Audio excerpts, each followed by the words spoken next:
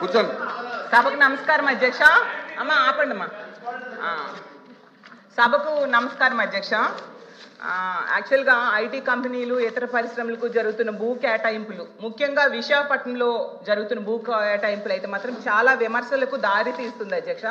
విశాఖపట్నం అనేది మన రాష్ట్రంలోనే కాదు, దేశంలోనే కాదు, ఆసియా ఖండంలోనే అత్యంత బాగా ఫాస్ట్గా డెవలప్ అవుతున్న సిటీ అధ్యక్ష.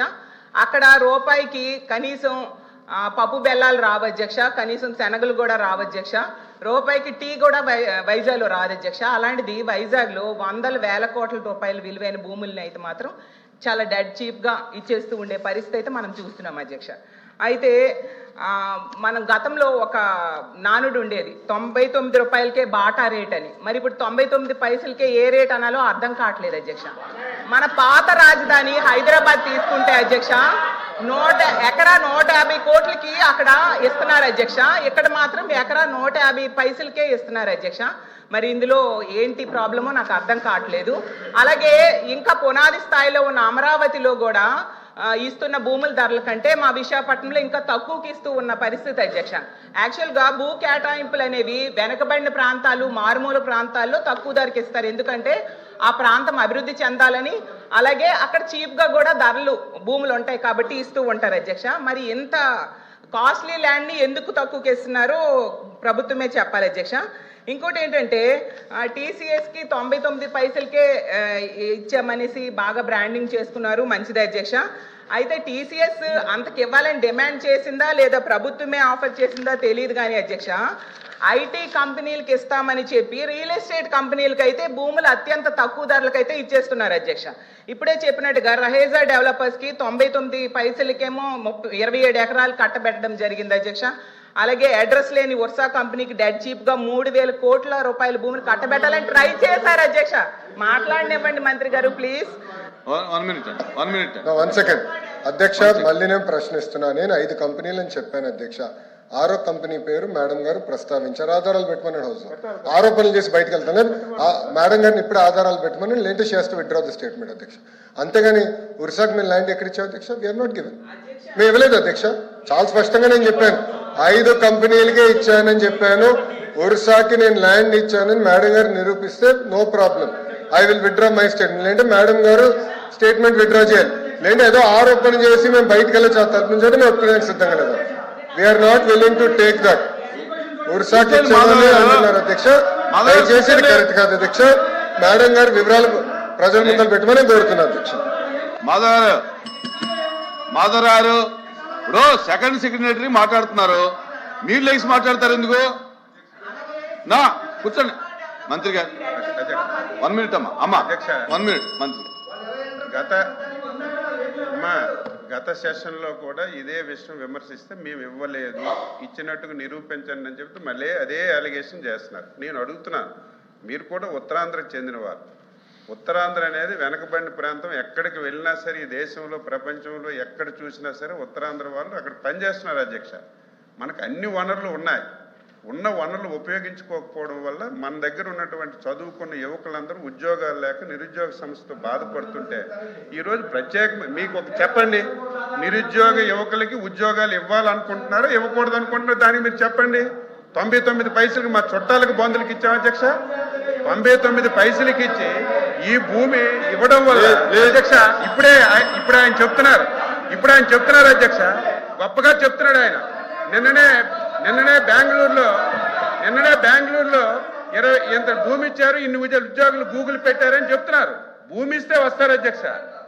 ఒక ఉదాహరణ అధ్యక్ష, వెస్ట్ బెంగాల్ ఉంది అధ్యక్ష, మీరు అందరూ తెలుసు. వెస్ట్ బెంగాల్ ఆ రోజు భూమి ఇవ్వకపోవడం వల్ల అక్కడ ఉన్నటువంటి కంపెనీలన్నీ బయటకు వెళ్ళిపోయాయి అధ్యక్ష.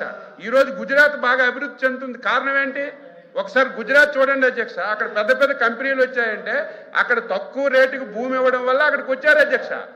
ఈరోజు ఉత్తరాంధ్ర వెనకబడి ఉంది, ఆ ప్రాంతానికి ఎక్కువ మందికి ఉపాధి కల్పాలి, ఉద్యోగాలు కావాలని దృష్టి పెట్టి పాలు ఏలు పెట్టుకుని పెడుతుంటే దాన్ని హర్షించవలసింది పోయి అభినందించవలసింది పోయి దాన్ని కూడా విమర్శిస్తున్నారు అధ్యక్ష. దీన్ని మీరు ఖండించాలి ఈరోజు స్పష్టంగా అధ్యక్ష. లేని విషయాన్ని లేని విషయాన్ని కూర్చోండి. ఇప్పుడు ఒక అలిగేషన్ చేశారు. కూర్చోండి. ఉత్సవాలకి 99కి ఇచ్చారు. నిరూపించమనండి, చెప్పాలి కదా అధ్యక్ష. మీరు స్పష్టంగా ఫ్లోర్ ఆఫ్ ది హౌస్ లో చెప్పాం, 5 కంపెనీలకే ఇచ్చామని చెప్పాం. ప్లీజ్ కళ్యాణ్ గారు. అధ్యక్ష ఒక్క నిమిషం. మేడం గారు సార్ అడిగారు. సార్ ఇస్తానమ్మా, నేను ఇవ్వలేను, సార్ ఇవ్వాలి. 1 సెకండ్. మాధవ్ గారు మీకు వినేదానికి ఓపిక ఉంటే సమాధానం చెప్పేదానికి సిద్ధంగా ఉన్నాం. మీకు వినేదానికి ఓపిక లేకపోతే నేను సమాధానం చెప్పలేను. ఎందుకు అరుస్తున్నారు అధ్యక్ష? మైకు మీరు ఇస్తారు, మాట్లాడచ్చు అధ్యక్ష. ఎందుకు అరుస్తున్నారో నాకు అర్థం అవట్లేదు అధ్యక్ష. దయచేసి కూర్చోండి, ఎందుకు కంగారు పెడుతున్నారు? ఒక్క నిమిషం, సమాధానం చెప్పమంటారా వద్దా?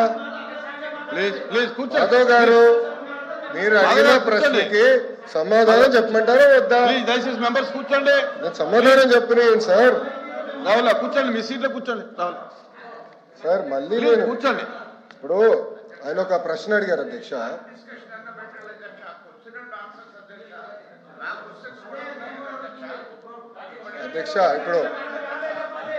అధ్యక్ష నన్ను సమాధానం చెప్పాలి అధ్యక్ష, ఎందుకంటే మంత్రి గారు మాట్లాడతారు. కూర్చోండి వీర్రాజు గారు కూర్చోండి.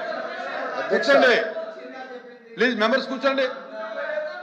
ప్లీజ్ మెంబర్స్ కూర్చోండి. అమ్మా 2000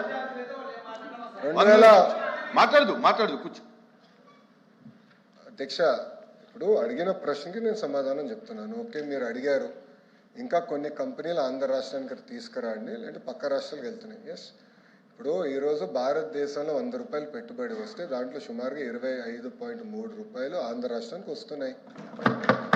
25 పూర్తి చేయలేదు సార్. కూర్చో స్వామి. సార్ వినవయ్యా స్వామి. అరే గురుగారు ఇప్పుడు ఓకే, మరో సభ్యులు ఒకటి ఆలోచించాలి అధ్యక్ష. ఇప్పుడు ఒకసారి ఆలోచించాలి అధ్యక్ష. ప్లీజ్ మాధవ్ గారు లెక్కల్లోకి వెళ్తే 151 11 అయినాయి. టీమ్ 11 తయారైంది. అది కూడా మాట్లాడదామా, డిస్కస్ చేద్దామా? ఓకే, మీ సీన్ రిపీట్ అవుతుంది, ఎందుకు కంగారు పడుతున్నావు అధ్యక్ష? ఇప్పుడు ఇట్లా వెళ్తే ఆనాడు హెరాస్ చేయలేదు అధ్యక్ష.